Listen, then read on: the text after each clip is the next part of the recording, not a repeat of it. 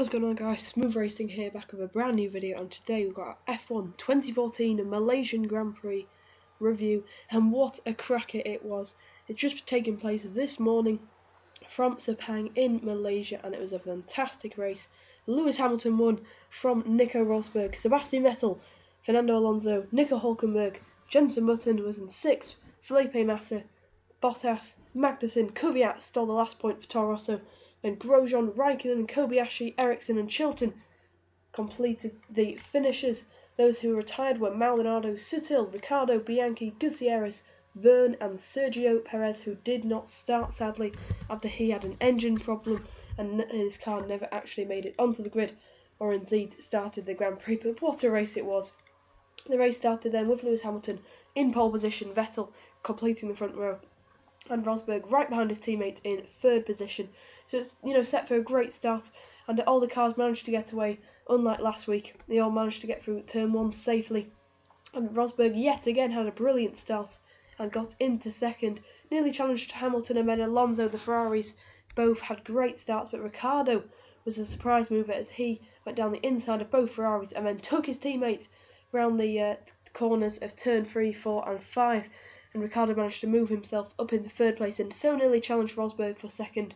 And then the race drew on then, and on the first lap also, Raikkonen sadly got a puncture on, I think, the back of John-Eric Verne, if I'm correct. I can't remember, I think it was John-Eric Verne, yeah, I think it was. And then also Maldonado and Bianchi had a coming together. I think Bianchi just sort of outbraked himself, went straight tumbling into Maldonado, and sadly Bianchi, both of them did retire.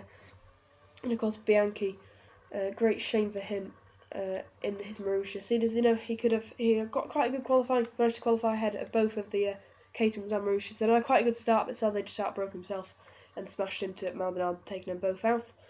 So then the race moved on then, and Hamilton sort of all race just managed to pull away, got a really good gap. Rosberg was really struggling with tyre wear, but still managed to maintain that 2nd with a supreme car to his rivals. Vettel and Ricciardo having a great scrap. Vettel managed to come out on top of that as he then pulled away. Alonso was also having a great race with Hülkenberg as well. Button was working way through the field, and also the Williams had both got into the points paying positions. And then as the pit stops played out, we saw near the end of the race that Ricciardo had some terrible luck as he came into the pits and he had a tyre that was not fitted properly. The mechanics spotted it at the end of the pit lane. They had to drag him all the way down, back up to his pit stop. That cost him his race. He could have got a 4th place, a very solid 4th place, or at least challenged for a 4th place with Alonso and Hülkenberg, but sadly that was the end of the road for him. He did manage to actually get going after that, but then he had a front wing failure, he had a drive-through penalty, I think he had a stop-go penalty. So, it all sort of mounted up to be a disastrous race for Ricciardo yet again, because if you look at the drivers now, he has 0 points from 2 races. Not the perfect start, although of course the pace is there. He has proved that in qualifying and before his incidents, which of course were not his fault, and maybe Red Bull should probably get a fine of that. It's the 2nd time they've done that in recent memory. I think they have had pit stop problems in the past. They're very quick, but they do make a few mistakes. And surprisingly, it does seem to be to the number 2 driver, but I'm not going to be speculating. I'm sure a few people would be saying that they fixed that, so Vettel didn't get the failures, but of course, that's probably complete rubbish. In terms of Sauber drivers, they had a terrible day, probably the worst team of the day, since as they had a double retirement and did not manage to score any points, of course, and both their cars retired. Gutierrez came into the pits and just retired his car. I think he had brake failure.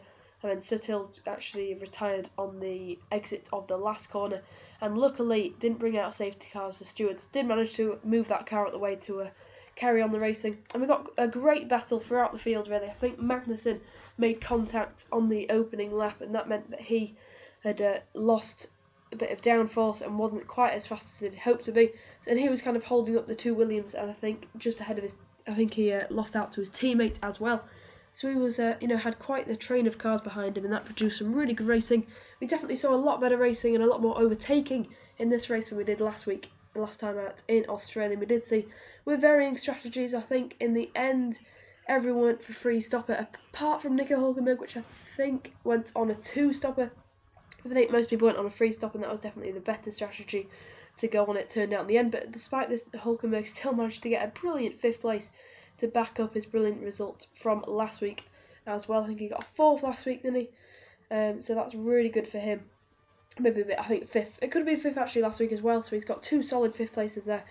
And that's definitely good for his championship even, because he could be expecting sort of a surprise top 5 in the drivers. Not many people are considering this, but I think with the pace of that Force India and the pace of Hulkenberg, just having these incredible 2 races already, could really prove to be very pivotal in the drivers and constructors indeed for Force India. Lower down the field, Caterham had a fantastic race, and Kobayashi, I think, was definitely one of the drivers of the day, having great battles with cars, but with 2 seconds a lap quicker than him, but still managed to having great battles and holding them up and, managing to weave their way through the field. And, I think because he went longer in some of his stints, he did manage to come home in 13th.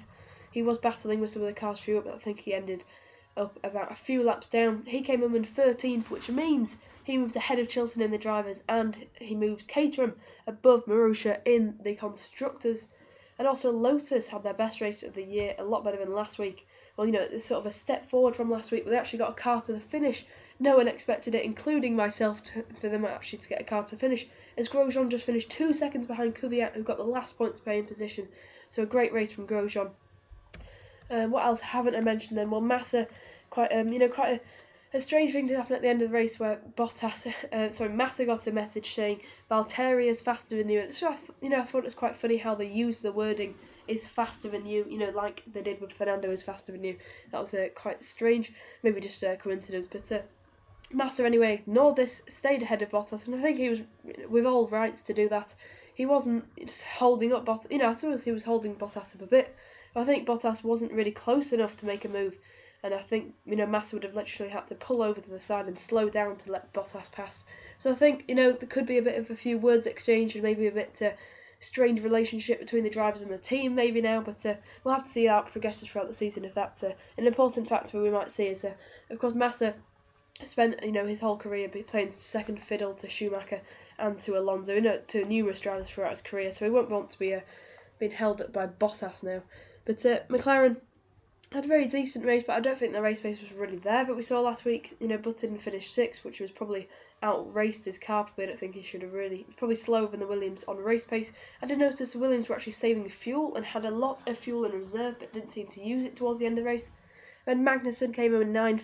Not really a great race for him after he made contact on the opening lap. That kind of ruined his race, and he didn't really catch up to anyone. I think I'll round out the video then. Of course, great job from Sebastian Vettel as well. All those doubters, I think, got to be proved wrong now. Surely you have to give some kudos to Vettel after that qualifying lap and the race. So I think my driver of the day is probably going to be Lewis Hamilton. A fantastic, superb race from him. A really good drive. Perfect. Nothing went wrong with him. And I think Hulkenberg would be probably a very close second. I think I'll give it to Hulkenberg as my driver of the day today. Is Nico Hulkenberg for making an excellent 2-stop strategy work and managing to beat the likes of Button, Massa and Bottas. So I'll be really interested in hearing your driver of the day. You can put that down in the comments below. Really looking forward to Bahrain next week. Sadly I won't be here to do a review for it, but I will be back for China. I'm Miss Racing then, and I'll see you next time. Goodbye.